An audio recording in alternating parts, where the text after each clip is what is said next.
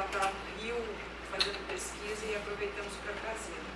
E dar as boas-vindas para os que ainda não estiveram aqui, né, que a gente já teve uma reunião a semana passada, o lançamento do projeto, e só dizer que nós estamos, né, aquecendo os motores muito bem, de forma muito legal, e que estamos todos muito animados com deslanchar, com a nossa decolada do projeto. E a Cristina vai apresentar a Eugênia para vocês.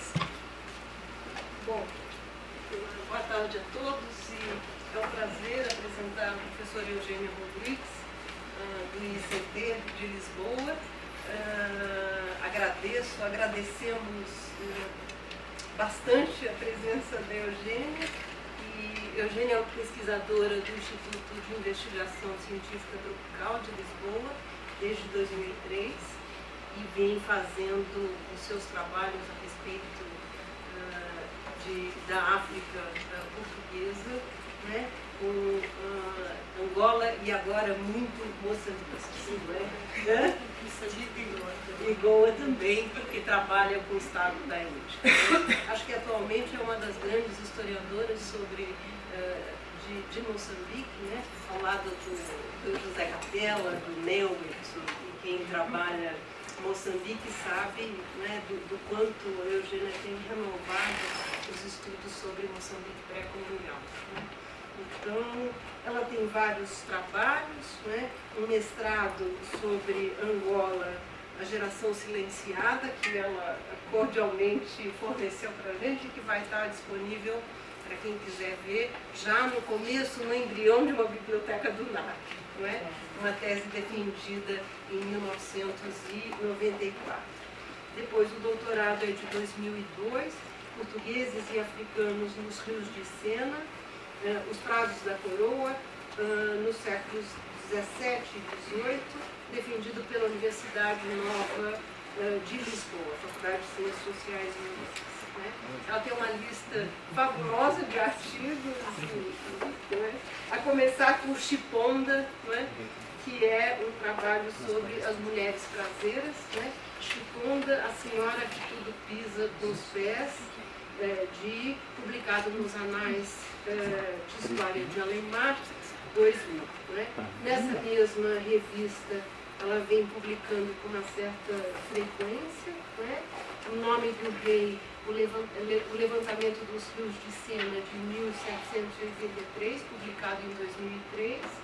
Depois, a Política Imperial de Dom João V para o sertão da África Oriental, Guerra e Diplomacia nos Rios de Sena, 2007. Uma celebrada negra que se chamava Joana, Rituais Africanos e Elite Colonial em Quelimane, de 2007. Né? Além disso, outros trabalhos sobre as mulheres, as donas do Zambeze, né? As donas de prazo do Zambeze, né? As donas de prazo Zambeze, Políticas Imperiais e Estratégias Locais, 2006. Um artigo publicado nos Estados Unidos, Colonial Society, Women and Africa Culture em Moçambique, 2010. Né? Trabalho sobre a escravidão em Moçambique, né? Meus alunos já conhecem, né? E viesse outro amo que lhe soubesse criar melhor. Um trabalho sobre a escravidão publicado em Estúdio, 2010. Né? Embaixadas portuguesas à corte dos Mutapas, 2004, ou seja, uma variedade de artigos que vão pegando diferentes aspectos dessa sociedade, né, portuguesa em Moçambique, do relacionamento com as sociedades africanas. Então, uma especialista em história de Moçambique, e a gente tem uma grande honra de recebê-la aqui e agradecemos a presença. Então, a palavra... Bom, eu queria começar por agradecer precisamente à professora Cristina o facto de estar aqui, de ela me ter convidado para poder contactar convosco e vir aqui a São Paulo, e a professora Cristina e a professora Maria também pelo acolhimento que me deram hoje, desde manhã, que têm sido inexcedíveis. E agradecer a todos também o interesse manifestado e o facto de estarem presentes nesta conferência. O trabalho que eu vou apresentar é um resultado parcial de um projeto que estou a desenvolver mais ou menos há cerca de um ano, com duas colegas do Brasil, precisamente, a Anitta Almeida, da Unirio, e a Ana Paula Wagner, da Universidade Federal do Paraná. E esse projeto é sobre um manuscrito que está na Biblioteca Nacional, no Rio de Janeiro. Foi escrito por um médico, Luís Vicente Simoni, e chama-se Tratado Médico sobre o Clima e Enfermidades do Moçambique. Portanto, o objetivo inicial deste projeto era precisamente publicar esse manuscrito, uma vez que neste período, não é, da medicina ambientalista, ele dá muito ênfase às condições da própria sociedade moçambicana e diversas particularidades do Moçambique. Portanto, eu interessei-me por esse manuscrito, precisamente, não pela via da medicina, mas pela via do que ele informava sobre o Moçambique. E depois comecei a aprofundar e comecei a achar que, de facto, era bastante interessante. E nós estamos agora a rever essa transcrição e pensamos publicá-lo durante o próximo ano. E quando nós partimos para este projeto, a ideia que nós tínhamos era que em Moçambique havia o hospital, portanto, que seria mais ou menos a transposição do modelo de medicina europeia para Moçambique, portanto, o hospital da ilha de Moçambique. Esse hospital que tratava essencialmente o regimento que estava na fortaleza de Moçambique e os moradores, alguns moradores, e as tripulações que paravam na ilha de Moçambique a caminho da Índia. Pronto, existiria esse modelo de medicina europeia transplantado para Moçambique e existiria depois toda a medicina africana, portanto um conjunto de saberes e de práticas que uma série de documentação indica que foi apropriado pela grande parte da sociedade colonial, quer da ilha de Moçambique, quer do Val do Zambeze. Portanto, a documentação refere recorrentemente que os europeus, e quando eu falo aqui em elite, talvez convenha precisar que esta elite não são só portugueses do reino, existe uma forte colonização da Índia, e nomeadamente goesa, em Moçambique. Portanto, essa elite é composta por portugueses, por esses goeses, por todos os descendentes mestiços de africanos, portugueses e goeses. Portanto, a ideia que tínhamos, dizia eu, à partida, era que esta elite recorria constantemente aos curandeiros africanos, curandeiros esses que se chamam, digamos, mais conhecidos, ngangas, mas que existe toda uma série de categorias, de facto, que têm funções específicas, que são chamados em momentos específicos, embora eles apareçam sob o nome genérico de nganga. Mas quando nós começamos a ver mais de perto as fontes, de facto existe toda uma diferenciação entre várias categorias. Então, portanto, sabíamos de facto que essa elite e todo o elemento da sociedade colonial recorriam a esses curandeiros. No entanto, quando nós começámos a trabalhar no âmbito deste projeto, mais ou menos há um ano, nós começámos a perceber também que havia uma grande influência do índico.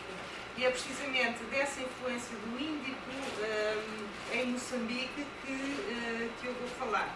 Portanto, essa influência estava mais ou menos estabelecida do ponto de vista da medicina a partir da criação da Escola Médica de Goa, que foi criada em 1642. Essa escola já tinha sido objeto de vários estudos, nomeadamente Germano Correia, que é um médico historiador, foi um médico historiador inglês, e mais recentemente por Cristiana Bastos. E Cristiana Bastos desenvolveu uma antropóloga, ela desenvolveu um grande estudo sobre a escola médica, e uma das conclusões a que ela chegou é que essa escola formava uma elite de médicos que seria uma elite subalterna no Império Português. Portanto, a elite essa que se dirigia preferencialmente para Moçambique, mas que era colocada nas várias colónias, nos vários espaços do Império Português. Nós, com os estudos que começámos a fazer, o que vimos é que essa influência inglesa em Moçambique era anterior à própria Escola Médica de Goa, portanto, anterior a 1842. E começámos também a constatar, digamos, que essa influência se inseria no conjunto das relações que uniam a outros níveis Moçambique e a Índia. Portanto, a influência, de facto, de Moçambique, da Índia em Moçambique é extremamente forte, anterior à própria presença portuguesa e é intensificada pela presença portuguesa, uma vez que Moçambique fazia parte do Estado da Índia até 1742.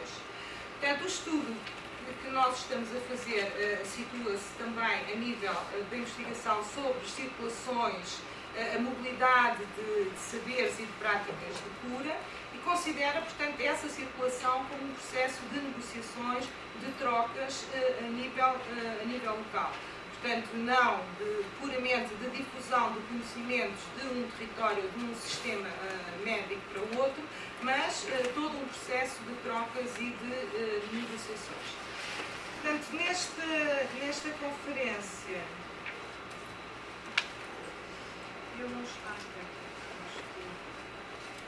nesta conferência eu faço uma breve introdução ao hospital, à criação do Hospital da Ilha de Moçambique. Passo depois a focar a questão do comércio dos medicamentos, dos fornecimentos a partir do Índico, sobretudo de Goa. Depois falo da diáspora indiana, nomeadamente goesa, novamente, aliás, e a assistência hospitalar em Moçambique, e tento refletir um pouco sobre a circulação de saberes e de práticas de saúde no Índico.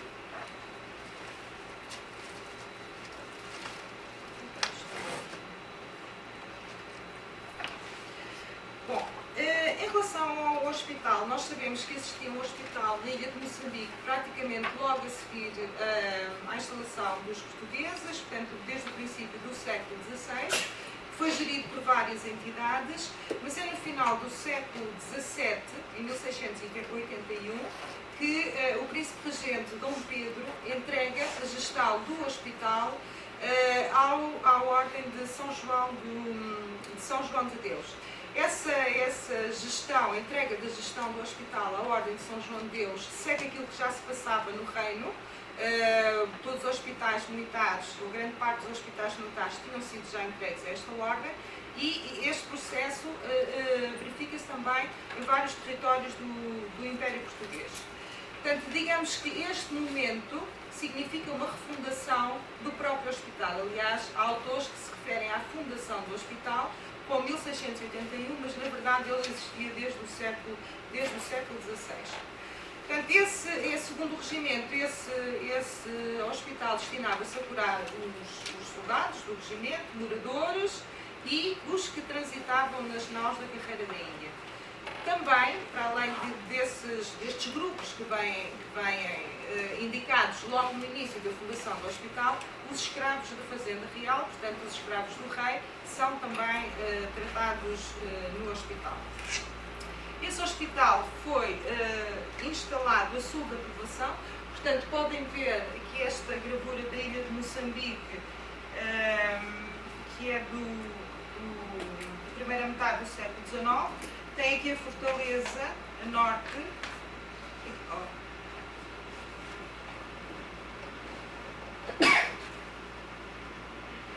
Portanto, aqui, a meio da ilha, meio norte, encontra-se o Burgo, a maior parte das casas, e o hospital foi instalado aqui no sul da ilha, portanto, neste pequeno edifício que está aí assinalado a laranja, precisamente por ser uma zona que era pouco habitada, ou que era praticamente desabitada e considerada, portanto, com bons ares para o hospital. Este hospital, que tinha 100 camas, tornou-se o segundo mais importante da Índia. Portanto, o mais importante era o de Goa, o famoso Hospital de Goa, celebrado por todos os viajantes do século XVI e XVII, e este era o segundo hospital do Estado da Índia.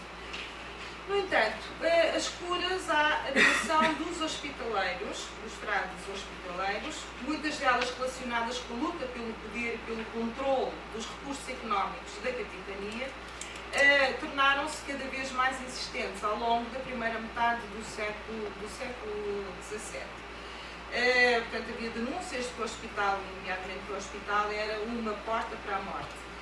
Convém não tomar, portanto, isto muito à letra, uma vez que estas críticas eram comuns aos vários hospitais, portanto, europeus. Portanto, todo o ambiente do iluminismo que vai mudar a concepção dos hospitais acaba por se refletir também no caso neste espaço, portanto, de Moçambique. E então, neste contexto, as reformas pombalinas, que no caso de Moçambique só ocorrem por volta de 1761, vão mudar a administração do hospital. Portanto, Moçambique tinha-se autonomizado do Estado da Índia em 52, mas de facto só na década de 60 é que há um conjunto de legislação que, digamos, que estabelece os fundamentos da colónia fundamentos diferentes daqueles que a tinham caracterizado quando estava no contexto do Estado da Índia.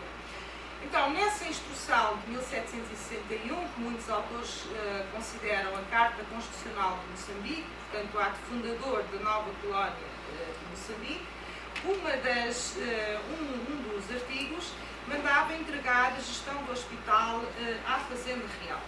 Portanto, essa medida foi posta em prática apenas em 1763, uma vez que o governador morreu e houve um adiamento da medida.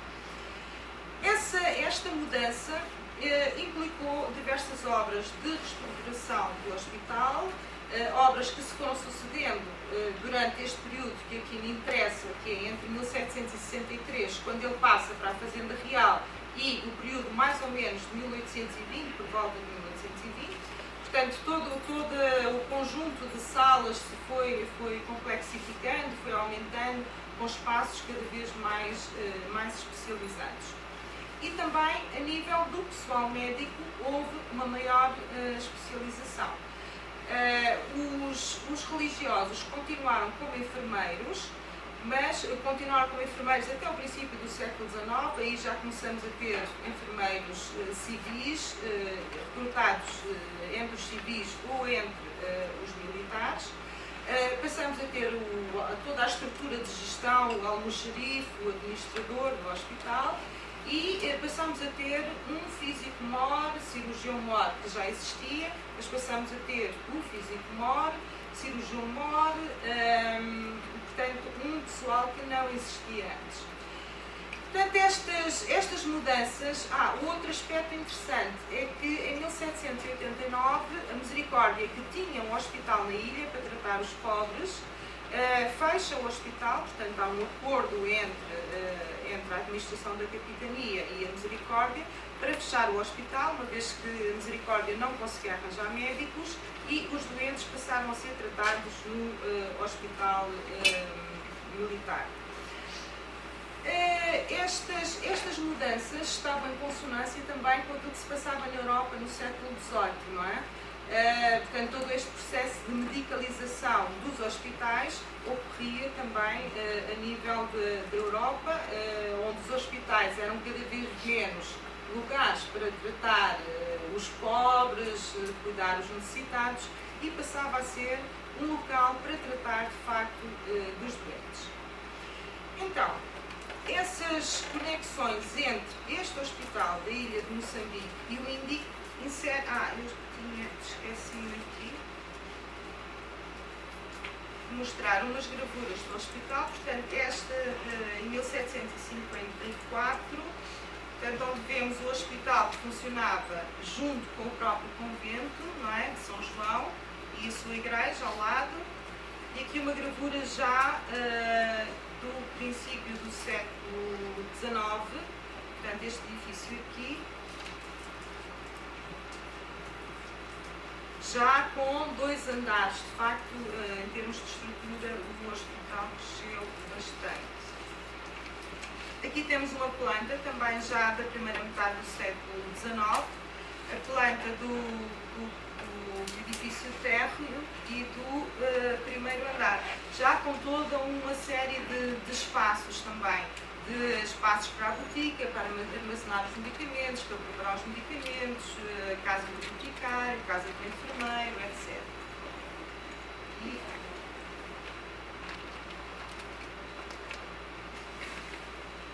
por curiosidade, este edifício foi derrubado no final do século XIX e foi criado um novo edifício quando a ilha de Moçambique ainda era a capital de Moçambique, antes dela passar para Lourenço Marques, e foi construído um grande edifício, de facto, de acordo com os planos de grande conquista, expansão do final do século XIX, do princípio do século XX. Então, isto são dois dos edifícios do hospital, que tem mais, é de facto, ele é enorme, e aqui é um dos edifícios. Bom, então dizia eu que as conexões entre o hospital e o Índico inseriam-se, portanto, no conjunto de relações entre as duas margens deste oceano, circulações essas que estavam inseridas naquilo que Russell Wood chamou o mundo em movimento, não é? Portanto, essa circulação de pessoas, produtos e saberes no Império Português. De facto, a autonomização de Moçambique em relação ao Estado da Índia não acabou com as relações que existiam entre os dois lados do Índico. Portanto, o comércio de Moçambique continuou a dirigir-se preferencialmente para Goa, Damão e Dilo, isto antes do desenvolvimento do tráfico de escravos, porque aí há uma maior diversificação de mercados e o próprio Brasil passa a interessar, portanto, ou passa a interessar-se pelo comércio de Moçambique.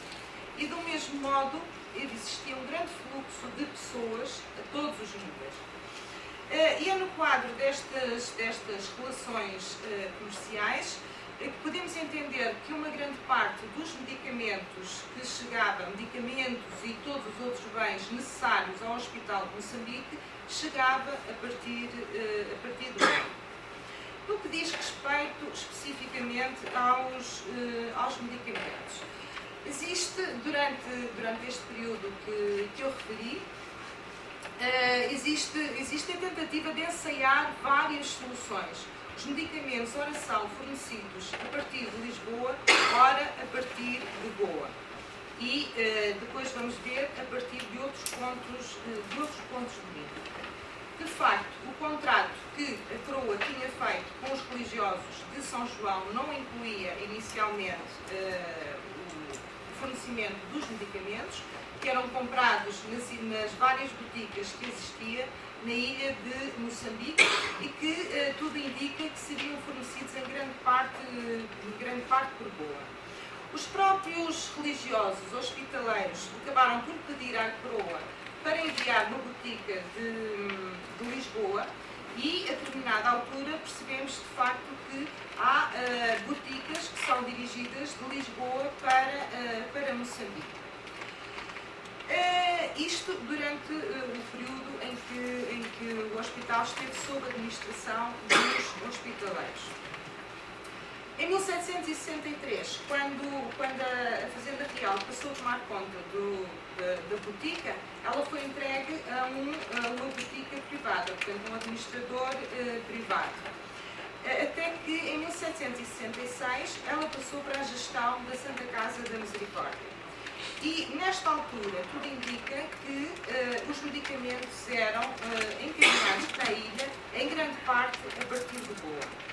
E que medicamentos são estes que vêm a partir de Goa? Quer os que são reexportados, os que são exportados de Lisboa para Goa, para o Hospital de Goa, que por sua vez os exportava para Moçambique, quer medicamentos que eram obtidos localmente, portanto, que não vinham da Europa.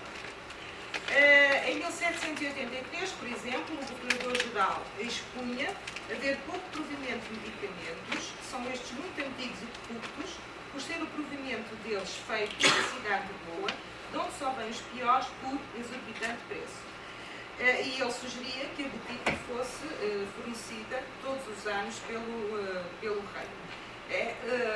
Convém notar que estas críticas ao fornecimento dos medicamentos que vinham de Goa, que já estavam estragados, que eram antigos, etc., estas críticas também existiam em Goa, portanto não eram específicas de Moçambique.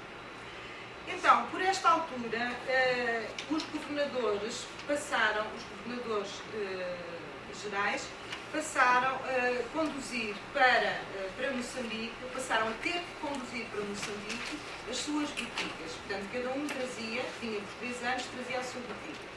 Mas o que é que acontece? Acontece que durante este período, durante a década de 80, só houve um mercador, um governador, que foi enviado de Lisboa. Portanto, Goa e o Índico, de um modo geral, devem ter sido os principais fornecedores dos medicamentos. Nas duas vias que eu disse, não é? Quer reexportando os que vinham de Lisboa, quer adquiridos localmente. Em 1792, uma provisão do Conselho Ultramarino acaba por constatar, isto na sequência de informações que ele da colónia, que todo esse fornecimento era insuficiente e extremamente irregular. E pediu, portanto, um plano para fazer uma reforma da botica. E, na resposta, o governador, Dom Diogo de Sousa, que foi um governador de Moçambique, ele depois foi governador de Pernambuco, de Rio Grande do Sul, foi vice-rei da Índia, acabou por ser ministro de Dom João, que era um formado na Universidade de Coimbra, formado em Filosofia e Matemática, portanto, uma pessoa que tinha uma experiência, um conhecimento, portanto, superior a este nível ao que tinham outros governadores. Portanto, ele sustentou, portanto, nessa correspondência com a Corte, sustentou que os medicamentos remetidos do reino chegavam à Índia, chegavam a Moçambique, já destruídos e incapazes. Dizendo, e estou a citar, assim como na Europa, em Moçambique se rejeitam todas as preparações magistrais ordinariamente mal preparadas, difíceis de conservar e geralmente absurdas.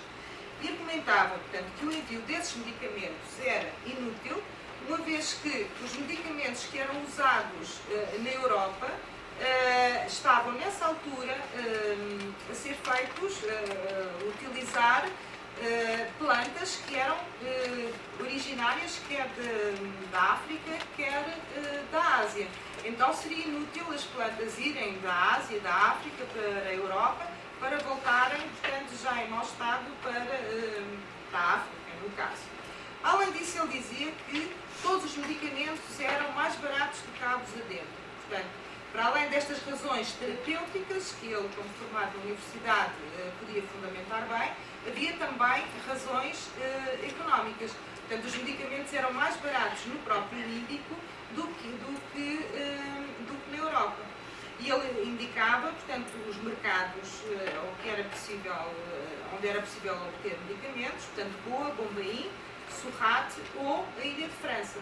E para fundamentar essa sua proposta, ele apresentava uma tabela de preços, com os preços que eram praticados no Reino e com os preços que eram praticados na Ilha de França.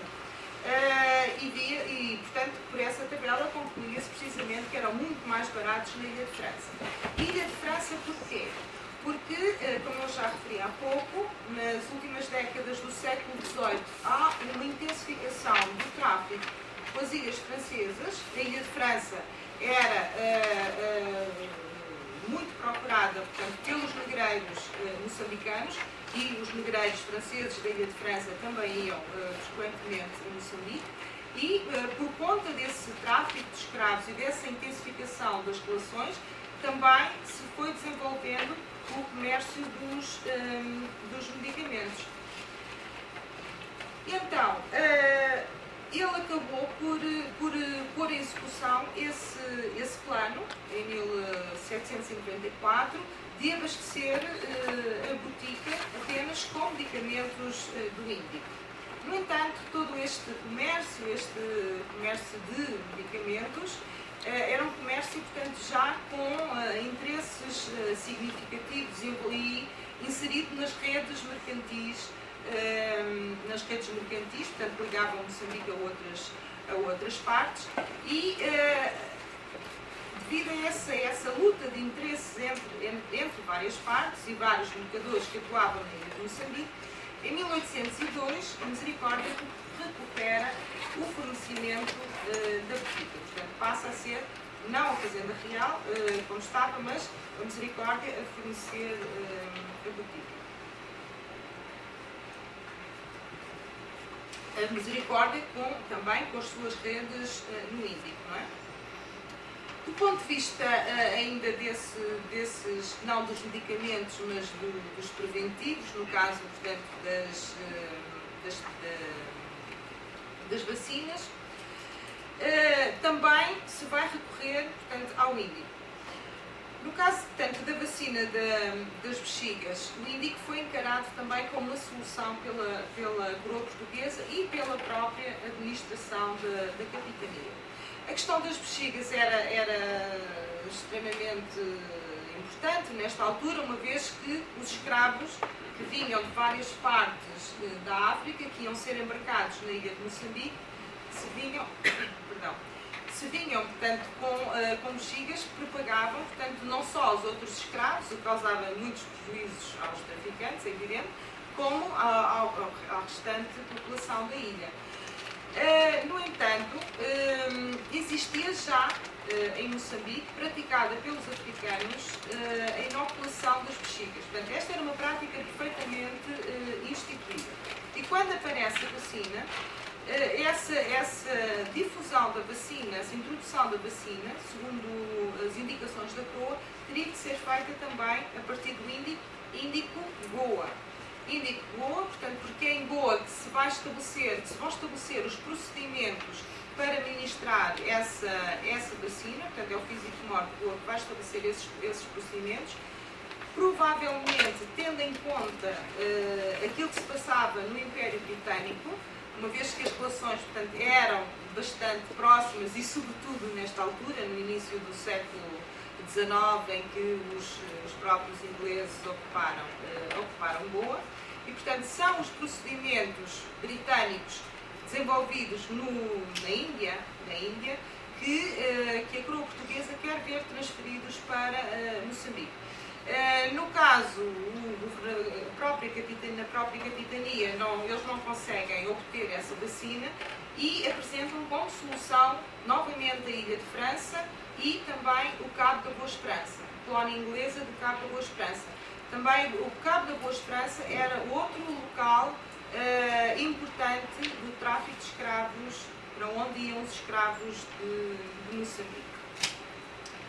Bom, isto para dizer também que os fornecimentos do Índico, vimos que são importantes ao longo de todo este período, acabaram por ter que competir quer com os da Europa, quer com os do Brasil. Portanto, porque a corte, quando vem para o Brasil, os medicamentos, em vez de virem de Lisboa, passam a ir do Rio de Janeiro. Eu suspeito, aliás, que já haveria medicamentos que anteriormente viajariam também por conta do aumento do tráfico de escravos para o Brasil, mas ainda não consegui encontrar nenhuma confirmação portanto, dessa suspeita. E assim, durante este período e no final deste período, por volta de 1821, o Físico-Mor, aquele que eu falei inicialmente, Luís Vicente Simone, dava conta de todos estes fluxos, dizendo que os medicamentos existentes na ilha de Moçambique eram de origem indiana, americana, europeia. E, embora toda a documentação indique que a maior parte de Moçambique recebia, não é, de fora dos medicamentos, também havia medicamentos de Moçambique que viajavam para diversos portos. Por exemplo, o âmbar branco, a raiz de calumba, o maná das ilhas de Quirimba, sobretudo o maná era um produto com um grande peso no comércio e que constava nos guias de comércio que orientavam os mercadores do Índico. Passando, portanto, à questão, deixando a questão dos medicamentos, dos fornecimentos de medicamentos e passando à questão da presença dos indianos nas instituições de saúde de Moçambique, nota-se ao longo deste período um aumento extremamente significativo. Portanto, em 1766, uma lista mandada elaborar pelo governador Baltasar Pereira do Lago indicava como moradores ligados às questões da saúde nascidos em Goa, indicava portanto, que era boticário e vivia então do comércio, aliás, que tinha sido boticário e vivia então do comércio, deve ter sido o tal boticário que tinha a botica privada anteriormente, outro era sangrador e barbeiro e um outro estava ocupado como almoxarife do hospital. E mais tarde, por volta de 1815, o governador de Moçambique diz que abundam em Moçambique goeses com prática de curar. Portanto, de facto, o pessoal ligado às questões de saúde com origem em Goa aumentou bastante durante este período. Isto porquê? Precisamente porque é um período em que aumenta a preocupação com as questões da saúde pública e, portanto, há uma tentativa, quer da CROA, quer da própria Capitania, de cobrir todo o território com profissionais de saúde. Há também, por via do tráfico de escravos, uma necessidade permanente de cirurgiões a bordo dos navios do tráfico. Esses profissionais de saúde goeses, esses profissionais de saúde goeses chegavam a Moçambique normalmente com alguma formação feita no Hospital de Goa. Existem referências ao ensino do Hospital de Goa já desde o século, ensino europeu, não é? Da medicina europeia, não é? Já desde o século XVI, desde o período de Garcia de Horta, mas é no século XIX que se sabe que foram instituídos cursos médico-cirúrgicos. Portanto, o primeiro curso foi estabelecido em 1801 pelo físico-mor António José de Miranda e Almeida, aquele que preparou precisamente os procedimentos para a vacina, para Moçambique. Curso esse que funcionou cerca de 15 anos e depois, mais tarde, em 1821, o físico-mor António Lima Leitão. Este físico-mor já tinha sido físico-mor em Moçambique, onde tinha também tentado criar um curso, e ele queria um curso em Goa. Agora, eu creio que esse curso não deve ter funcionado muito tempo, porque, entretanto, com a Revolução Liberal, ele acaba por ser eleito deputado e acaba por ir para Lisboa, de maneira que eu creio que não deve ter funcionado muito tempo. Portanto, isto terá que haver um interregno até à criação da Escola Médico-Cirúrgica de Goa.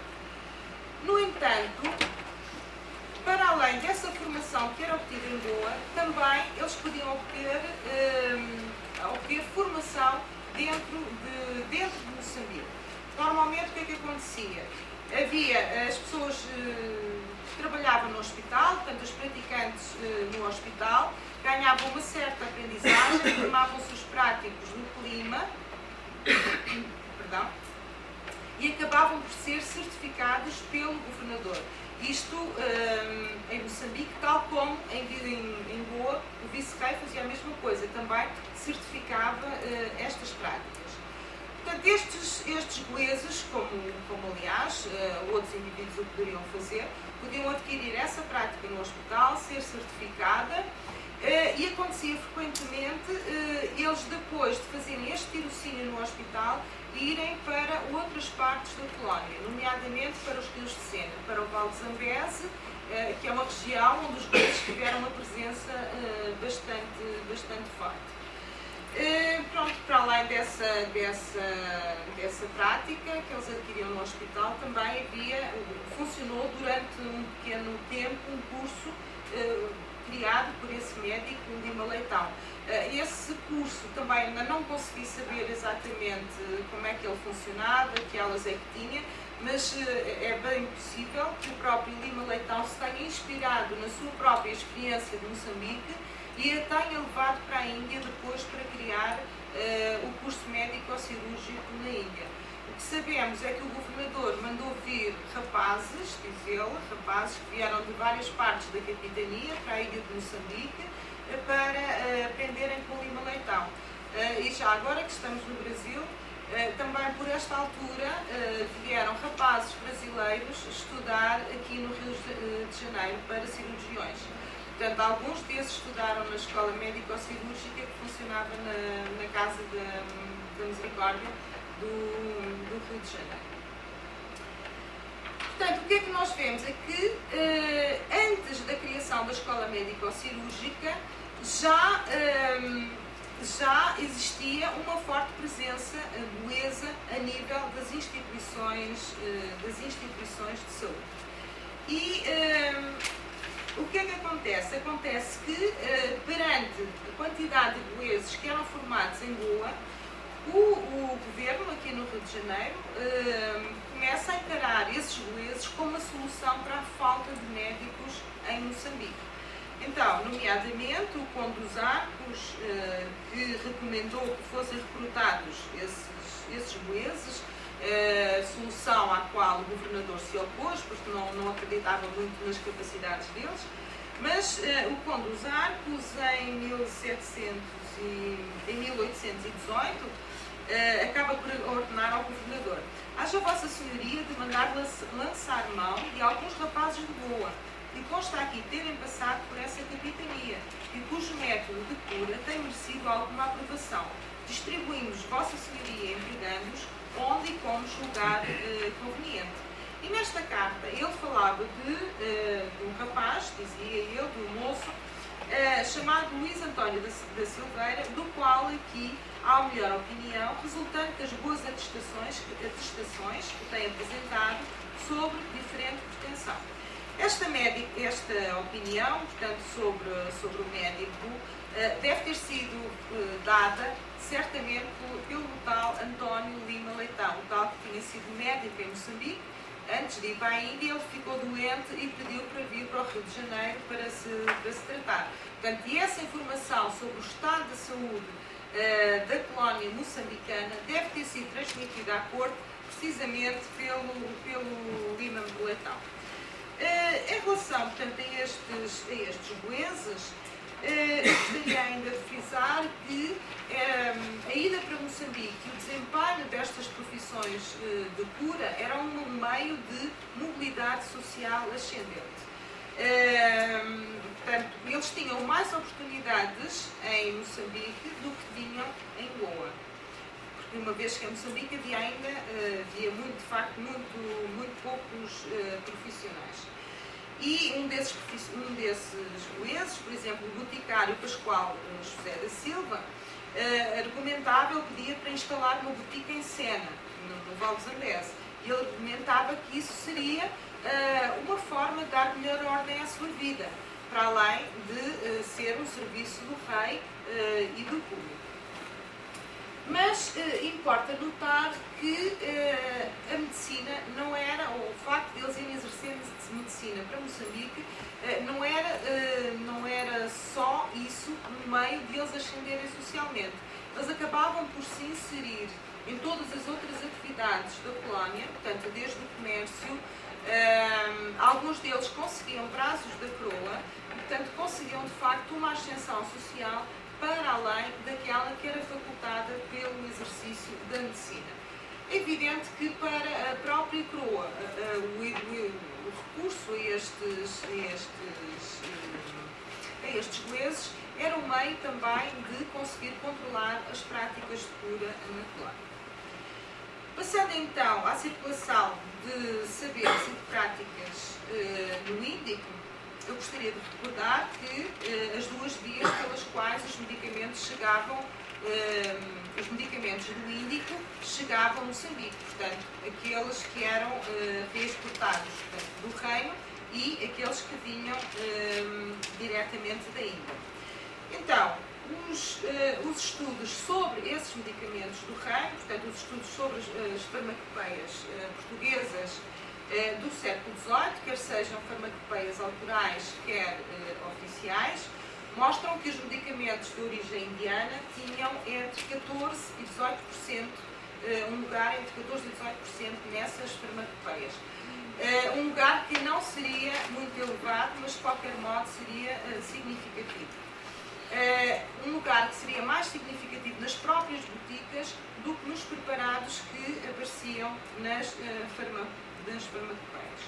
Como esses medicamentos do reino chegavam a Moçambique, portanto, a circulação desses medicamentos e dos saberes que estavam associados a eles podiam fazer-se, digamos, através dos próprios medicamentos que eram enviados do reino. De facto, digamos que a coroa portuguesa, tal como os europeus de um modo geral, manifestaram interesse pelas plantas asiáticas. E no próprio Estado da Índia também havia esse interesse. De facto, no Estado da Índia, como aliás em Moçambique, mas mais no Estado da Índia, não reprimiam-se os oficiantes, digamos, das medicinas existentes nesses territórios, a Ayurvédica, a Unani, no caso da Índia, e na própria medicina popular indiana, mas havia um interesse e um aproveitamento e uma apropriação pelas plantas que eram usadas por essas medicinas.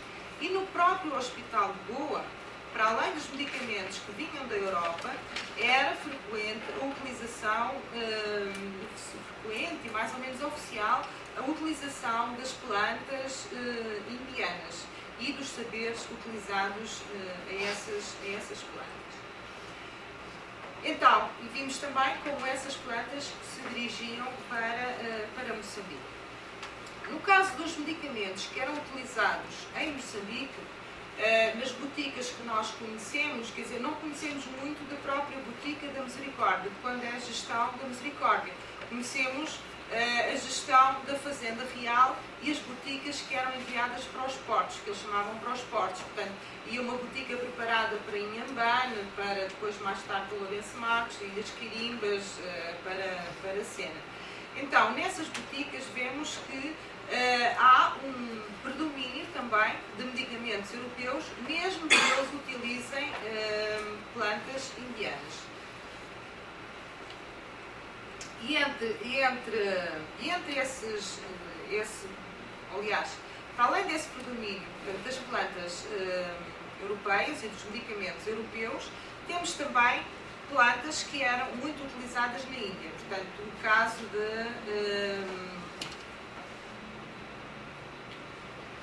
do azebro, do benjoim, canela, ópio, ruibarbo, salsa parrilha e tamarindo. Temos, por exemplo, também referências a plantas que viajavam diretamente, como, por exemplo, o coco das Maldivas, a alméciga da Índia. O que é que nós vemos então? Que várias plantas que eram usadas na Ásia, nas medicinas da Ásia e, sobretudo, de Goa, também foram transportadas para Moçambique, quer por via do reino, quer diretamente da Índia, medicamentos esses que tinham associados os seus saberes. E a atividade de cura dos profissionais goeses em Moçambique sugere também que alguns deles usavam preparações terapêuticas específicas da Índia e que eles levaram para Moçambique. Temos, por exemplo, o médico Luís António de Silveira, aquele que eu já falei anteriormente, que em 1817 ele foi sujeito a uma inquirição por ter tratado um doente. Portanto, o médico que curava habitualmente o doente, fez uma queixa sobre o Luís Vicente da Silveira por ele ter tratado o seu doente. E qual era o fundamento da queixa? Que ele tinha tratado o doente com remédios preparados por si próprio. E a sua defesa, o Luís António da Silveira, disse, e cito, enfim, administrei remédios preparados por mim a alguns meus doentes, porque na botica do Hospital Real muitas vezes se respondeu às minhas receitas que não haviam algumas espécies nelas pedidas. E quem se encarrega de um doente se esmera curá-lo e pô-lo bom. E como não havia de fazer com palavras, compunha e preparava remédios para eles, por-los não achar na botica deles, como disse, e sendo preciso fazer certo as mesmas receitas.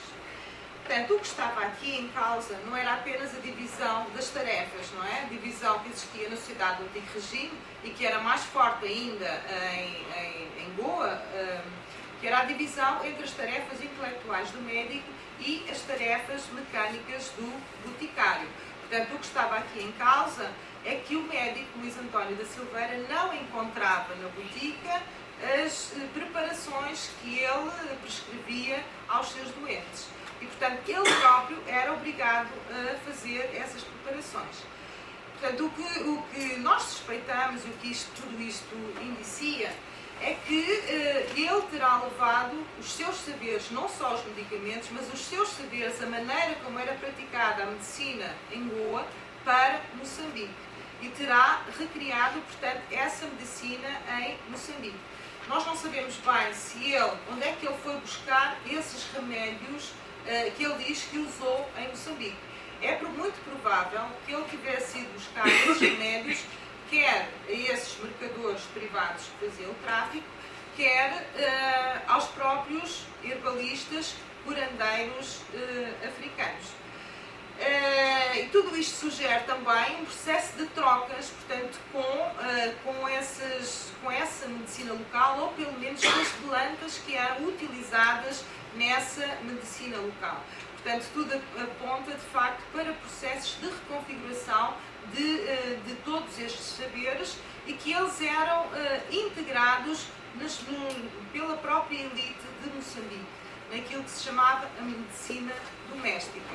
E, nesse sentido, vai também a afirmação do tal médico que eu falei inicialmente, o Luís Vicente de Simone, que ele dizia, em relação à elite da ilha de Moçambique, apesar que tenha adotado e conserve ainda alguns usos e prejuízos cafriais no tratamento das enfermidades, a sua medicina doméstica é, em alguns pontos, muito razoada e tem adotado opiniões, métodos e curativos emanados das escolas médico-cirúrgicas e não do sertão. Portanto, ele falava nas diversas influências, entre as quais a influência goesa na medicina da ilha de Moçambique. Tudo indica, e os estudos que temos levado a cabo até agora, que essa apropriação desses saberes que vinham de fora terá sido mais forte a nível da sociedade colonial. E quando eu digo a nível da sociedade colonial, não só a nível da elite, mas também próprio nível dos escravos, a nível dos africanos e suahilis, africanos livres e suahilis, que habitavam, sobretudo, na ilha de Moçambique. E que terá, esse processo, digamos, de apropriação e de trocas terá sido menos intenso e muito mais lento em relação, portanto, aos africanos que viviam fora deste contexto mais forte do ponto de vista colonial. Mas o que nós vemos, por exemplo, quando a farmácia está sob a administração da Fazenda Real e, portanto, aqui existem livros de venda dos medicamentos, vemos que também existem vendas de cafres que era a designação que aparece nos livros e que designa, vem do kafir árabe, não é? E que designa os africanos da costa oriental. Portanto, existem algumas referências a cafres que foram comprar medicamentos ou a mouros, que aqui, os mouros normalmente são identificados pelo nome, mouros esses aqui, que no caso serão suahilis, não é? Portanto, é todo este processo de trocas com várias origens, muitas delas trocas que são incentivadas pelo próprio tráfico de escravos, que a partir das últimas décadas do século XVIII e, sobretudo, na primeira metade do século XIX, é extremamente intenso em Moçambique. Portanto, é todo este processo, digamos, dizia eu, que estamos a tentar.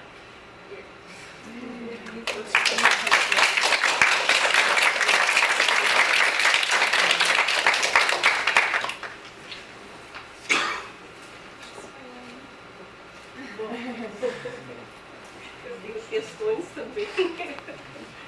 Mas eu vou começar com a sua, se ninguém quiser começar. Tá bom.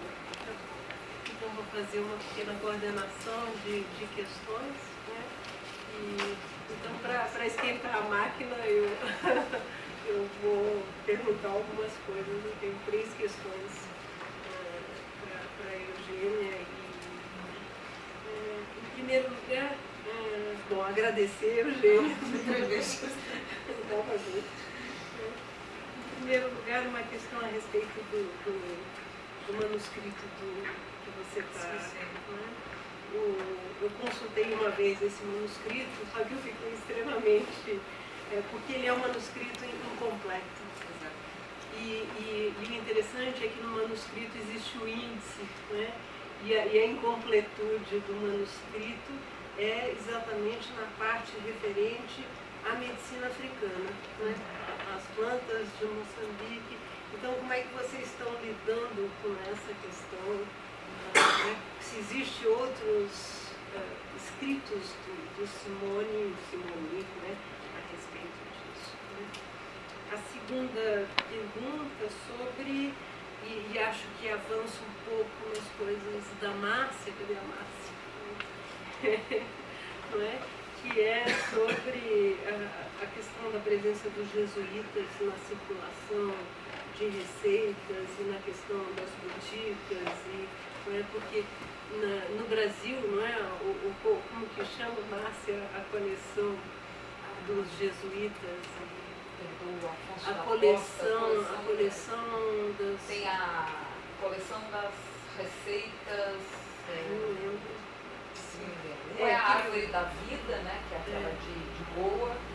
Outra coleção de receitas e medicamentos. Que é uma coisa preciosíssima no Brasil, porque reúne todas as receitas do Império, né? Ou seja, dos diversos colégios, né? Se isso aparece em Moçambique, como é que essa presença jesuítica, né, aparece, principalmente na questão das boticas dos jesuítas. Né? E a terceira questão é essa relação que eu acho, eu trabalho com tráfico, então essa relação entre portugueses de Moçambique e a Ilha da França, né? Ou seja, se não existe aqui também, né, um processo de trocas, né, principalmente no que se refere ao trato, né, dos escravos. Né? Ilha de França, que é depois Maurício. É Maurício. Maurício, mais para o primeiro. Maurícios. Então, em relação ao manuscrito, ele de facto está incompleto e tem razão, essa última parte era muito apetitosa, mas só temos o índice. De qualquer modo, ele fala de plantas noutras partes do manuscrito e fala nomeadamente das plantas que têm utilidade medicinal, fala na quina, na cássia de sena, no maná, etc. Fala noutras partes, quando fala na natureza também fala. Mas para além disso, como eu disse no início, ele foi uma figura importante depois na institucionalização da medicina no Brasil. Ele foi um dos membros fundadores da Sociedade de Medicina do Rio de Janeiro, que depois passou a ser a Academia Imperial de Medicina. Ele foi secretário quer da Sociedade, quer depois da Academia, e era redator dos Anais Brasilienses, portanto, periódico publicado pela Academia. E nesse periódico há 2 artigos correspondentes a partes que estavam, mais ou menos, que estavam previstas no manuscrito e que ele acabou, e que não estão ali, não é? E que ele acabou por publicar nos anais. Também existem referências de que ele terá enviado para a Itália, porque ele era genovês, não é? Ele terá enviado informações para a Itália, mas ainda não pude ir comprovar a Itália se tenho ideias de fazer isso, mas ainda não pude fazer isso. Em relação, portanto, à presença dos jesuítas na medicina, infelizmente, muito infelizmente, não temos para Moçambique fontes, do ponto de vista da medicina, não é? As fontes que existem para outras partes do Império ou outras partes onde os jesuítas atuaram.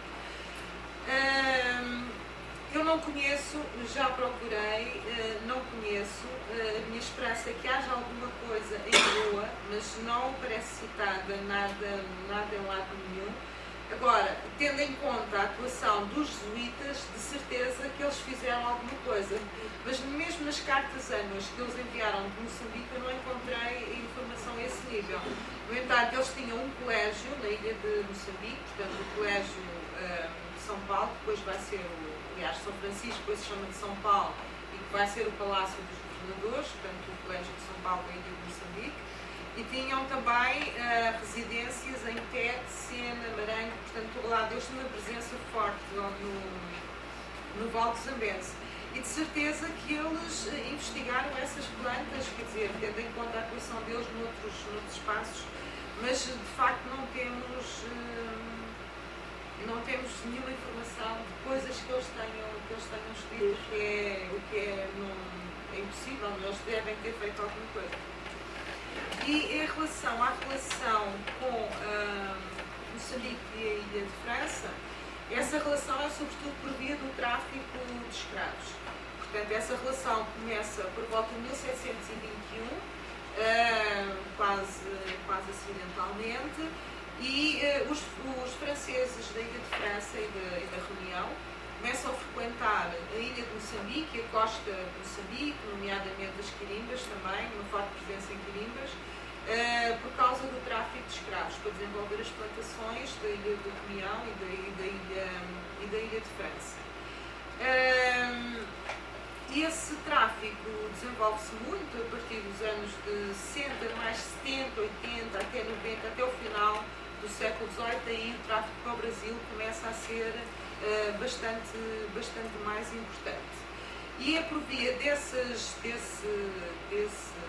relações com o comércio negreiro que se estabelecem relações também intensas, desde o envio de plenipotenciários, de vistos plenipotenciários, por exemplo, quando há guerra na Europa e os seus reflexos no Índico, eles fazem conversações a nível local, que nem sempre coincidem com aquilo que se está a passar na Europa.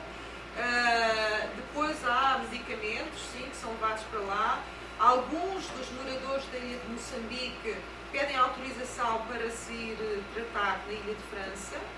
Alguns também mandam os filhos serem educados na ilha de França.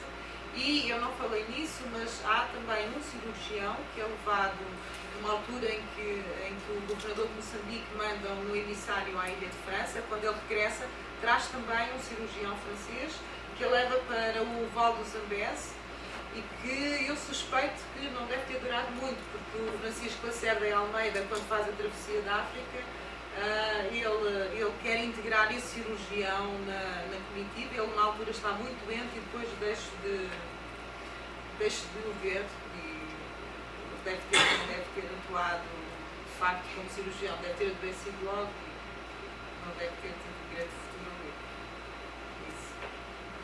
Desculpe a ignorância, qual é a ilha de França? E a França é a Ilha Maurícia.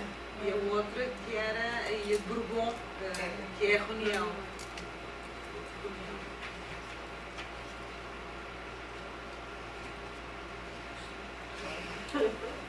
Só queria fazer uma observação que você fala na questão dessa poucas referências que existem a esses medicamentos de Moçambique, que nessa farmacopeia que tem essa coleção de receitas que é dos jesuítas, que está em Roma, do amigo Jesus, há várias referências. Eu acho que é um documento que vale a pena, que eu já cheguei a ver, e tem várias referências a Moçambique. A Moçambique. Então, eu agradeço que eu desconhecia, porque eu já procurei, de facto, e nas próprias cartas anuas dos jesuítas de Moçambique quer para Goa, quer para Roma, eles não referem as questões da medicina, nem a documentação que temos sobre Moçambique faz assim, referências à atuação dos jesuítas a esse nível, o que é de facto incrível, porque sabendo nós o perfil deles, não é? E a maneira como eles atuaram, e de maneira que eu agradeço essa informação. Os medicamentos são listados, e várias vezes parece qual é a origem. Então, lembrei do Coleção das Receitas Várias. Isso. Coleção das Receitas Várias, que é uma coleção Vem a Triaga Brasil e tem isso, onde está a Triaga Brasil. E aí eles vão se referindo à origem, né, de cada uma das... De que colégio vem, né? Exatamente. Isso. É um manuscrito que está No arquivo da Roma. companhia. No arquivo da sociedade.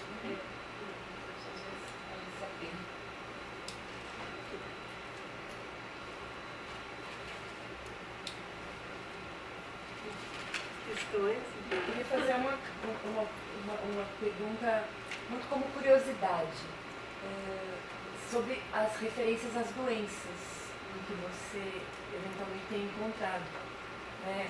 Quais eram, que nomes eram dados a elas, enfim. As referências às doenças são as referências genéricas, não é? Mas depois há algumas que eles usam nomes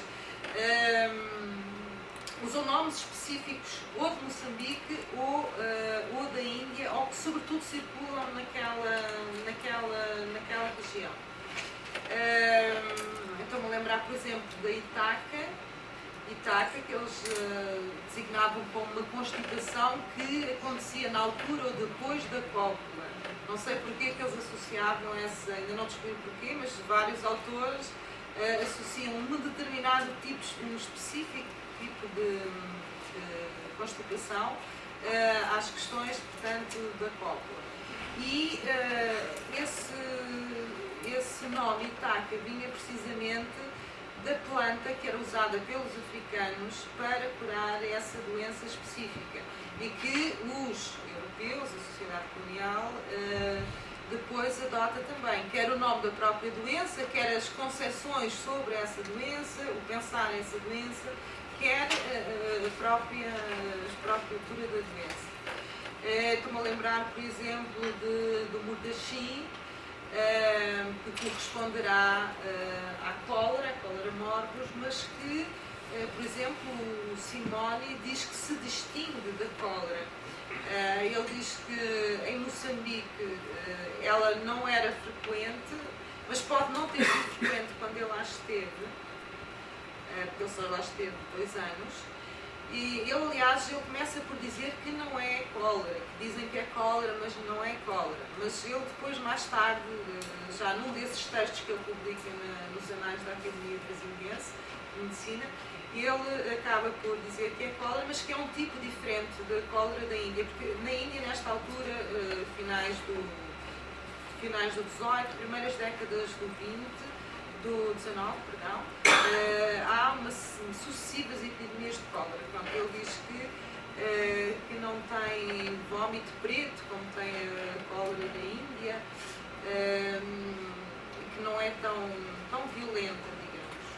Mas teria que ser, para ter um nome específico também em Moçambique, não é? Teria que ser uma doença presente em Moçambique.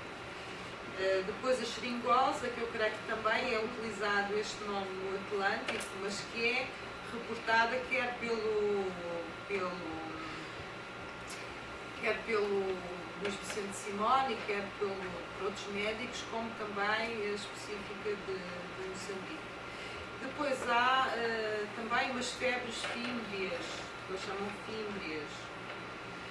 Portanto, digamos que eles em geral olham a doença em Moçambique como tendo doenças que são comuns na Europa, mas que ali têm manifestações específicas, e depois doenças que são específicas de Moçambique e que terão que ter remédios específicos.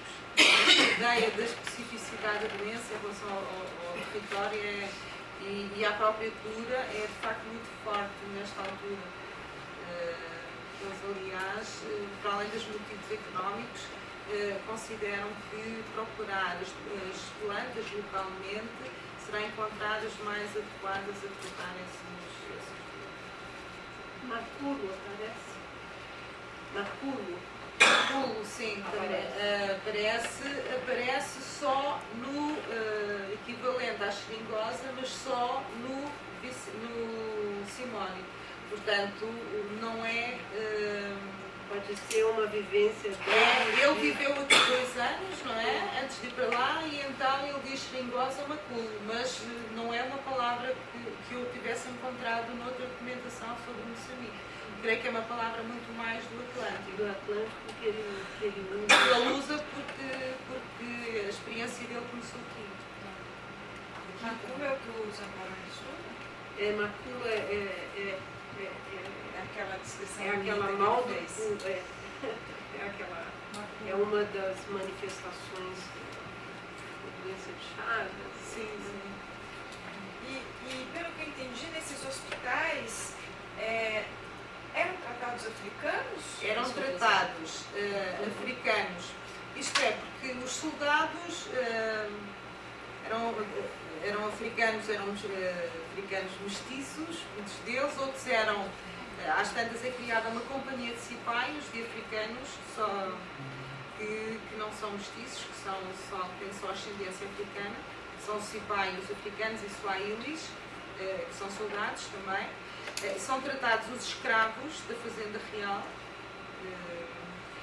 e alguns pobres, portanto os tais pobres que eram tratados no Hospital da Misericórdia e que depois passam a ser tratados no Hospital Militar e Civil, são também alguns deles africanos. Mas só homens. As mulheres até a década de 1930 não havia mulheres no hospital, só eram tratados homens. As mulheres eram tratadas em casa, portanto podia ser chamado cirurgião ou físico-mor, mas as mulheres eram tratadas em casa. Portanto, eu só encontrei a partir da década de 1830 que eles começam a ter também pessoal feminino no hospital, precisamente porque as mulheres começaram a ser admitidas nessa altura no hospital.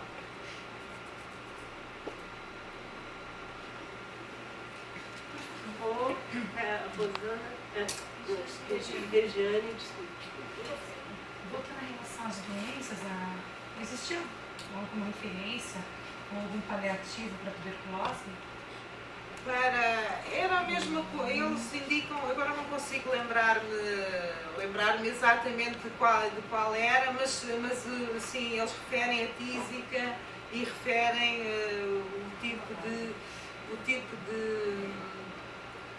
tipo de tratamento, mas tratamento com remédios europeus. Não vi nenhuma referência, isto no hospital, não é? Não vi nenhuma referência a medicamento, plantas de origem local. Mas o Simone, por exemplo, fala também. Eu queria saber se tem alguma hipótese sobre por que essas trocas com os africanos do continente, do interior, né, de fora da sociedade colonial, Sim.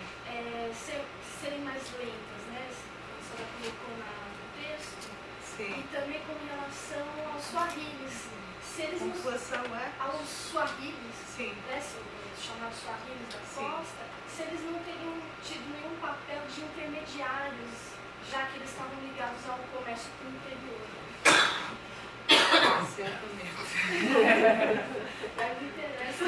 E aí a medicina árabe também. Sim, se bem que... Bom, eu já vou responder essa questão. Mas, a primeira, porque é que é mais lenta? Creio que precisamente o contacto porque existe menos contacto. E, portanto, tudo isso é um processo mais lento. Mas os estudos que há sobre a medicina em Moçambique, mesmo no século XX, concluem que os africanos não rejeitam a medicina europeia, por exemplo, que existe para cada tipo de doença ou tipo de situação, eles recorrem ou à medicina europeia ou à medicina africana. Portanto, todas as interpretações vão no sentido do pluralismo médico, mesmo hoje, não é? E as próprias organizações dos ngangas, dos curandeiros, querem ser reconhecidas pela própria administração. Aliás, quando estávamos lá em Moçambique, houve uma iniciativa de uma das associações nesse sentido, que eu lembro de ter visto nas notícias que passavam na televisão nessa altura. De facto, o contacto é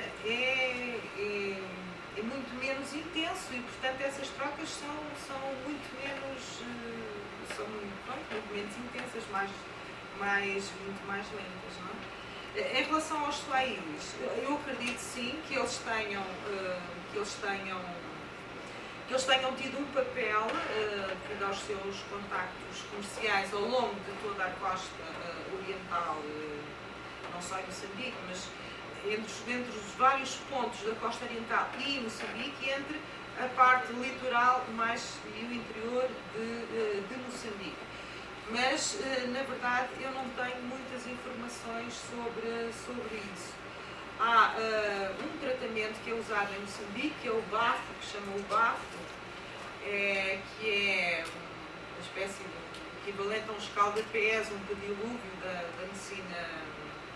medicina europeia, que é descrito como eles punham uma gamela com água quente, com ervas, ou punham um fogareiro com as ervas dentro de uma gamela e ficavam debaixo de um capote a tomar aqueles vapores, e este medicamento é designado bafo. É um medicamento que este tratamento, perdão, é um tratamento que é descrito no século XVIII e que é descrito, por exemplo, num trabalho sobre medicina de Climane, que foi publicado há 2 ou 3 anos. Portanto, medicina dos mapuas, e que tanto existia na zona de Climane como existia na zona da ilha de Moçambique e provavelmente noutros pontos de Moçambique, eu não sei. Mas esse estudo de medicina do século XX diz que esse tratamento tem origem na medicina dos muçulmanos. Eu não tenho certeza, mas é o que diz esse... No século XIX tem descrição sobre essa prática, e aí eles acrescentavam nessa gamela com água registros do Alcorão. Ah! Sim, porque esses... Pedacinhos das suras, né, do Alcorão. Sim, nesse estudo também sobre o século XX refere isso também, esses que eram usados não só aí, mas noutros tratamentos, portanto, esses tais... Olha, isso é o que meu pai me ensinou para curar gripe. É o que eu uso até hoje. A humanidade é muito igual. E é o que ele falou que aprendeu em Cuba e que é a única coisa que funciona. Eu uso. Às vezes a gente põe Vic e Vaporub. Mas pronto, essa é indicada como uma prática de origem muçulmana. Eu não tenho a certeza de que ela seja de origem muçulmana, porque também é muito semelhante ao que se passava na medicina europeia, mas é possível. Ou mesmo nessas trocas, né? Uma coisa, nessas conexões. E que era este tratamento era aprovado, por exemplo, pelos médicos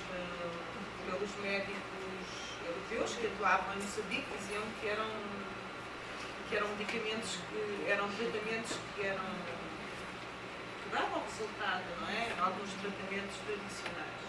Por exemplo, há outro das queimaduras, que chamam as queimaduras, que é com areia quente, ou sal quente, ou o sorgo quente, e onde também misturavam várias ervas e iam passando pelo corpo do doente. Que é um medicamento, um tratamento também semelhante ao que existe no norte da África. Agora, se ele terá vindo por via dos muçulmanos, também não sei. Tem gente que estuda, tem alguma pessoa que estudando essa relação? Em relação à medicina, eu não conheço. Aliás, há de estuda, mas acho que não a questão da medicina, não. Eu saiba, não. O trabalho da senhora me lembrou muito a obra, o trabalho do Sérgio Brzezinski, dos curandeiros no México. E aí o Sérgio Brzezinski ele fala um pouco, né, dessa troca de saberes, de medicamentos, e que havia um momento em que eles trabalhavam em conjunto, porém separados, que era um atendimento à mulher dentro das casas.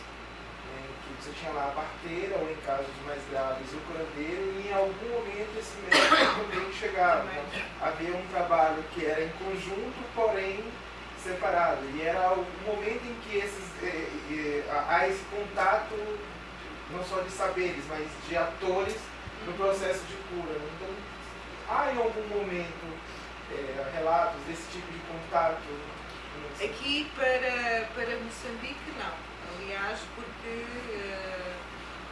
os médicos europeus, e não estou a falar, em relação aos goeses não encontrei nenhuma informação, mas os médicos europeus normalmente são bastante críticos dos curandeiros africanos. A elite, como eu disse, frequentava muito os curandeiros africanos, mas a visão da ciência europeia sobre os africanos curandeiros, não é? É de facto bastante crítico. Eu só encontrei um governador naquelas recolhas da história natural do século XVIII, as viagens filosóficas, em que ele de facto mostra consideração não só pelas plantas que eram recolhidas e que iam enriquecer o conhecimento dos europeus, mas também pelos próprios curandeiros, porque ele chega a dizer os neganhas são como entre nós os médicos, portanto ele dá-lhes um estatuto semelhante aos dos médicos, mas digamos que isto é uma exceção em relação àqueles que vinham de fora. E este era um goês também, era um governador que era goês, porque ele tinha nascido em Goa. O resto são um bocado críticos, o próprio Sérgio Almeida, o paulista, também. Eu queria saber o seguinte, existem notícias e resultados positivos por esses técnicos, ou seja, eles conseguiam realmente curar ou como é que é? Dos técnicos os africanos, ou goeses. Ou os dois.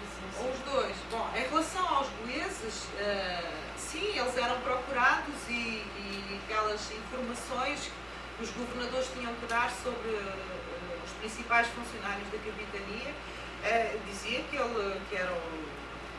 informação era bastante positiva. Nomeadamente em relação a esse que eu falo no texto. De resto, em relação aos africanos, por parte da administração, não encontrei nenhuma informação que fosse positiva, mas se os elementos da elite colonial recorriam a eles, é porque reconheciam resultados, não é? E depois é como os nossos médicos também, não é? Às vezes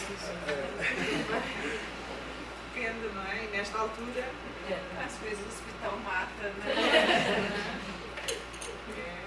Nesta altura, pronto, a distância, digamos, entre as duas medicinas, ou as três medicinas, ou quatro, se considerarmos a medicina unânime da Índia também, não era tão afastada como depois da descoberta dos medicamentos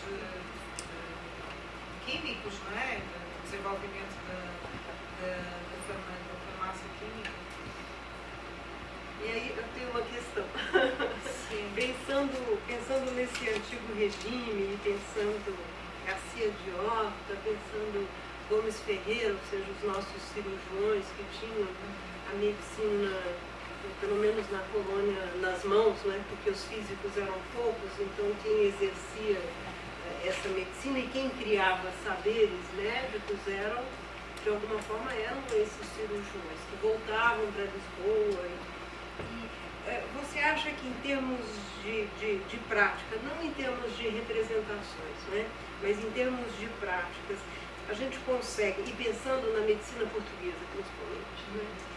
A gente consegue fazer essas fronteiras rígidas entre medicina europeia, medicina africana, medicina colonial, medicina metropolitana, ou seja, não é um grande caldo, não é, de saberes que estão há muito tempo. Pois era, como eu estava a dizer, não existe uma fronteira tão nítida como vai existir posteriormente, existem muito mais pontos de contacto. E mesmo os cirurgiões que atuam em Moçambique, cirurgiões ou físicos mores, mas mais os cirurgiões, eles não deixaram obra, não deixaram nada escrito, mas nós encontramos frequentes referências a dizer que os governadores, a dizer que o cirurgião tal desenvolveu um método muito próprio para tratar as doenças do país. Este cirurgião ou aquele cirurgião, portanto, as informações vão se sucedendo.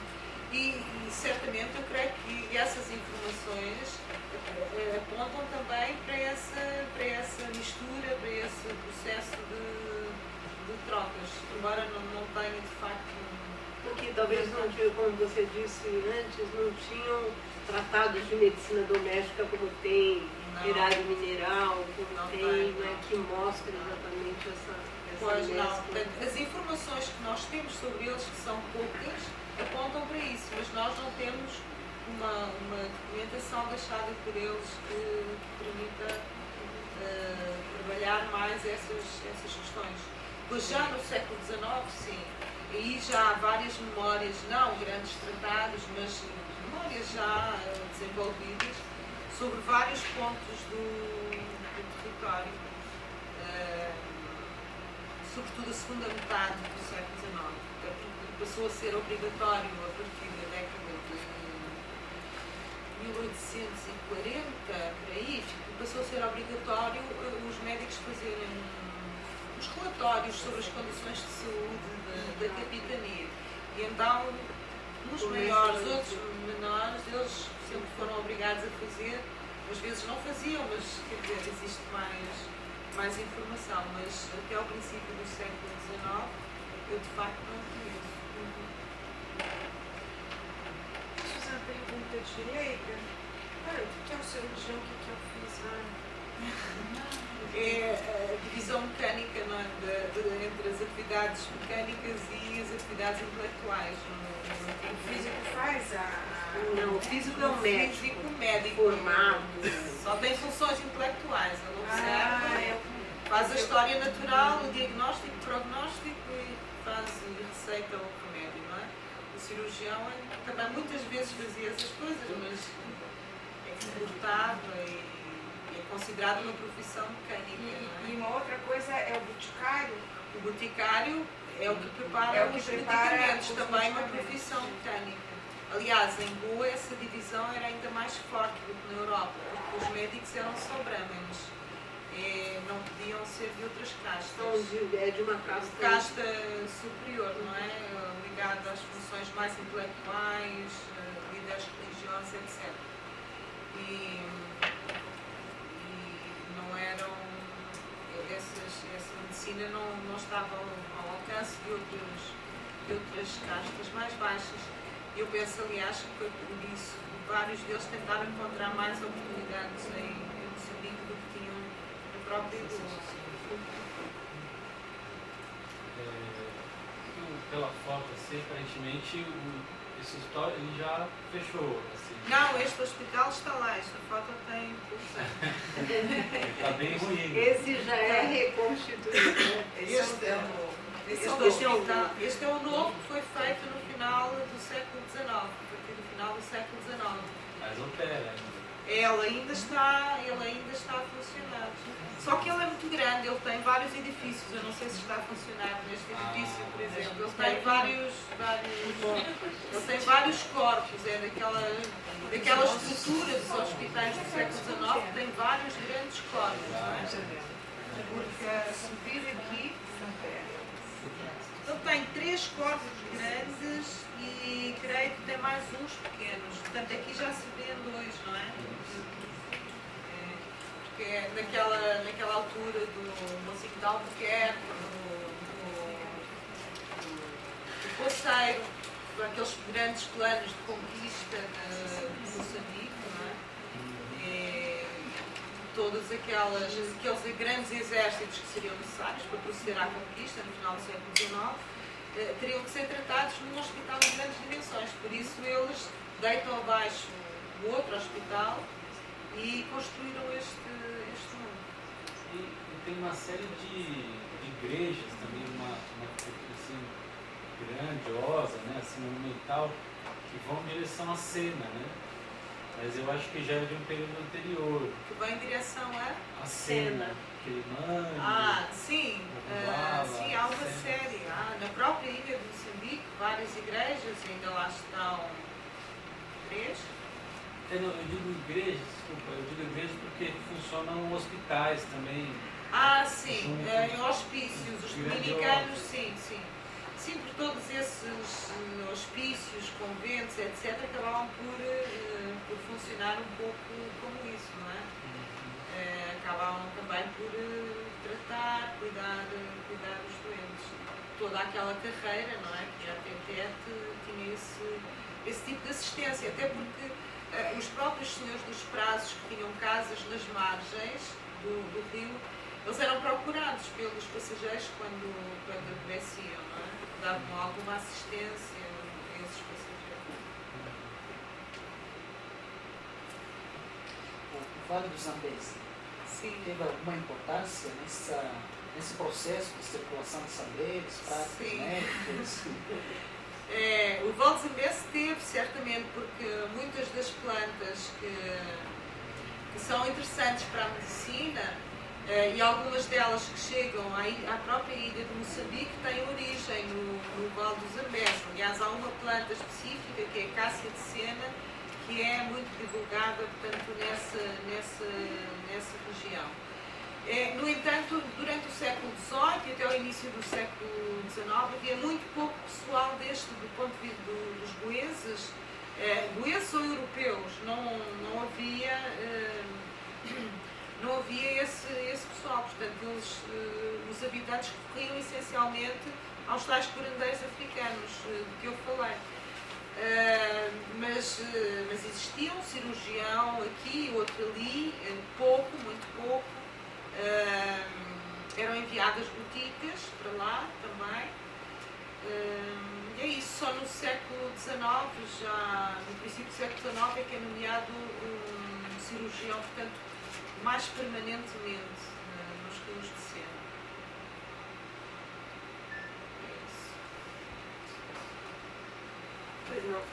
Bom, até que ponto é que a religião foi um entrave para o desenvolvimento da medicina local, né? Tomando em consideração que a religião africana foi um impedimento para os europeus adotarem. Até a própria religião católica, né? Tendo em consideração de que o curandeiro era considerado bruxo, quer dizer, normalmente até hoje há esse preconceito de tudo. Sim, mas os próprios africanos também tinham esse conceito do bruxo, não é? Do feiticeiro, não é? Não necessariamente. Normalmente o curandeiro em África, mesmo hoje, quer dizer, há um curandeiro para 100 mil, mas há um médico talvez para 10 mil. Mas normalmente quando se vê o curandeiro, do ponto de vista da medicina ocidental, é que é um feiticeiro e tudo. Não, eles referem nesta altura os curandeiros também, não especificamente como curandeiros, como feiticeiros, mas especificamente como curandeiros. Mas também, por exemplo, aquele médico que eu falei, Luís Vicente Simone, ele acaba por explicar que muitas vezes as mesmas pessoas podiam ter os poderes para curar e poderes para fazer mal. Portanto, a tal circularidade dos poderes religiosos. Não é? Bom, eu creio que a visão que os europeus tinham dos curandeiros africanos não foi um impedimento para a elite colonial adotar as práticas de cura africanas. Portanto, muitos desses elementos da elite colonial, eles não só usavam e se apropriavam das plantas que eram usadas pelos curandeiros, algumas plantas, porque todos estes saberes eram rodeados de segredo, não é? Portanto, normalmente são as pessoas que exercem essas curas são pessoas dentro da mesma família, que têm que ser tocadas pelo espírito, têm que ter uma crise psíquica, serem escolhidas e serem tocadas, e o tornar-se curandeiro faz parte da sua própria cura, não é? Então, para a elite colonial, o que as fontes indicam é que eles próprios muitas vezes abraçavam essas conceições.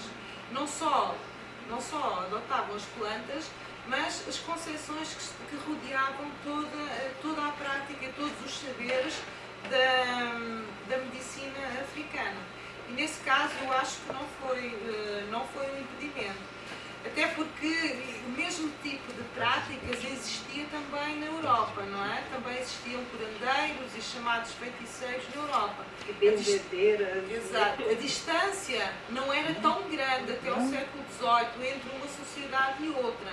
Portanto, a partir do final do XVIII, mas sobretudo do XIX, XX, é que há essa diferença se vai acentuar. Agora, para a própria administração de Moçambique e para as pessoas que tinham uma formação mais universitária, mais científica, porque estamos no contexto iluminista, não é? Na Europa, nesse do racionalismo, toda essa valorização da razão, para essas pessoas, elas encaram mal esses feiticeiros, portanto, criticam os feiticeiros, dizem que são trapaceiros, e de facto, isso elas, de modo algum, creio eu, poderiam adotar, ir consultar um curandeiro, não é? No entanto, elas interessam-se pelas plantas que os curandeiros utilizam. Portanto, reconhecem valor a essas plantas. Também não existia tanta diferença assim entre a medicina europeia e a medicina africana, não é? Nesta altura, não é? Tudo isto muda, não é? Nesta altura. Quando você fala elite colonial, você fala elite também do Zambézia. Exatamente, dessa. Não só de Moçambique, mas também... Não só da ilha, mas, quer dizer, do Zambeze, é onde ela é mais forte, não é? Na ilha de Moçambique e no Zambeze. Nas ilhas de Quirimba, no século XVIII, quase que só há um ou dois. Em Gambane se fala um pouco mais. Lourenço Marques no século XVIII é um presídio, não é? Que começa a ser colonizado naquela altura, não é? Portanto, ela está concentrada, de facto, na ilha de Moçambique. Quer dizer, quando eu digo ilha de Moçambique e terra firme, não é? O litoral fronteiro, as cabeceiras e Mussúrio e o Val de Zambeze. Certamente. Pelo que eu entendi, na documentação não aparece muito os saberes africanos, é isso? Ela não dá não muito aparece. para acessar esses saberes por essa documentação. Não aparece muito. Portanto, aparecem fontes, de facto, sobre esses saberes africanos, mas essas informações, de um modo geral, são muito superficiais, são genéricas. Dizem, utilizam a tal planta para fazer, para curar as febres, ou para fazer, para tratar indigestões, ou uma coisa assim. Referem alguns desses atores de cura, mas não há assim informação profunda. Nós temos que andar a pescar, não é? Encontrar alguma luz no meio de muitas sombras. No meu caso, que estou sempre tentando olhar as sociedades africanas, é esse trabalho, né, de pegar um indício aqui, um indício ali, e ir preenchendo os vazios com uma certa imaginação. E até uma coisa que é muito criticada, que é uma história regressiva, né? Pegar trabalhos de antropologia posteriores e projetar isso para o passado. Tentar ver se encontra alguma pista, às vezes no presente, para ver chegar lá no passado. Eu também, muitas vezes, tenho que fazer isso, porque as informações, não é que os africanos não estejam lá, eles estão lá, mas foram registradas. As informações são muito superficiais e muitas vezes não têm em conta diferenças que há de um território para o outro, não é? São muito generalizadoras, não é? Ao contrário do Brasil, por exemplo, porque o Brasil tem tratados de medicina popular e aí vem, não é, Márcia? Mas se você for pensar para os indígenas, não tem também informação para como os indígenas da época usavam... Não, mesmo assim para Angola creio que há mais, porque nós só temos, por exemplo, para Moçambique, temos o Frei João dos Santos, assim, grandes obras, não é? O Frei João dos Santos, e depois temos pequenas memórias. E para Angola, uma vasta documentação dos missionários, mesmo dos administradores, correspondência. é E muito por mais que essas memórias ficam rarefeitas? Ou seja, você tem João dos Santos, ou seja, que é uma grande obra sobre Moçambique, né? Sim. E por que você acha que elas vão ficando rarefeitas? Eu não sei, eu não consegui ainda encontrar. A portuguesa é menor lá, né? Encontrar, eu acho que a presença é menor, talvez o nível intelectual da maior parte também seja menor.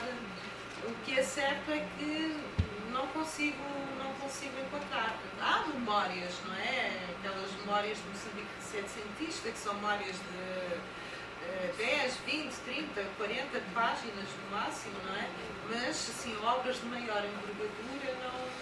Um Cadornega, né? Sim, um Cadornega nós não Mas temos. tiveram João dos Santos. Sim. Tivemos só João dos Santos, que é ótimo, mas quer dizer, o João dos Santos... Porque na época tinha ouro. Sim.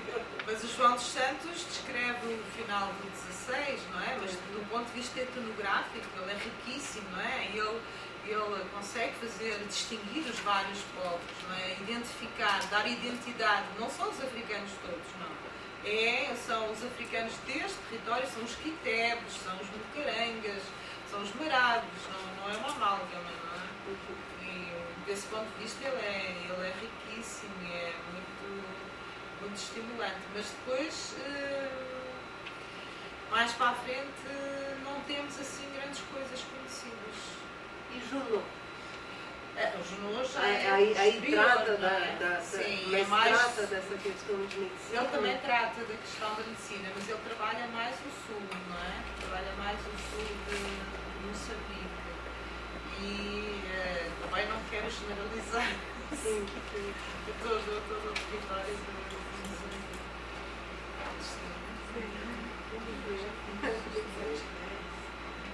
Mais alguma coisa? Então, vamos finalizar e agradecer e lembrar a vocês que amanhã a Eugênia estará aqui também, nesse mesmo local, para discutir um pouco das pesquisas em andamento, não é? A gente tinha feito uma convocação para quem quisesse mandar resumo, mas as pessoas que estiverem com pesquisas em andamento podem e apresentam oralmente os seus trabalhos. Acho que seria uma troca interessante. Uma oportunidade única. A gente... Única não, mas uma oportunidade interessante para quem trabalha com os temas africanos. Amanhã às 2h30, também aqui, né, nesse bate local, bate horário. Gente, eu imprimi certificados para quem esteve na última atividade com o professor Silvio. E para quem não conhece o espaço do NAB, também, se quiserem me acompanhar para pegar o certificado, saber onde fica a sala, a gente pode fazer esse favor. E certificados para hoje também? Hoje tem que pegar na próxima atividade. Vai aprender as pessoas, sempre alguém vai pegar o certificado, não sei quem na atividade. Que sejam os primeiros de muitos. Então, obrigado.